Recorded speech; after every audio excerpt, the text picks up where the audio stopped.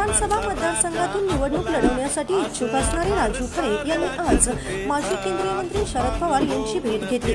गेल्या काही महिन्यापासून राजू खरे हे मोहोळ विधानसभा निवडणूक लढवण्यासाठी इच्छुक असून त्यांनी मोहोळ तालुक्यात आपलं बस्तान बसवण्यास सुरुवात केली आहे। मोहोळचे विद्यमान आमदार यशवंत माने हे सध्या अजित पवार यांच्या राष्ट्रवादीमध्ये असून त्यामुळे महायुतीकडून पुन्हा एकदा यशवंत माने हेच उमेदवार असतील असं राजन पाटील यांनी जाहीर केलं। यशवंत माने यांच्या विरोधात महाविकास आघाडीचे उमेदवाराच्या शोधात महाविकास आघाडीत मोहोळची जागा ही राष्ट्रवादी शरद पवार गटाला सुटण्याची शक्यता आहे। त्यामुळे राजू खरे यांनी आज शरद पवार यांची भेट घेत त्यांनी केलेल्या कार्याचा अहवाल पवार यांना सादर केला।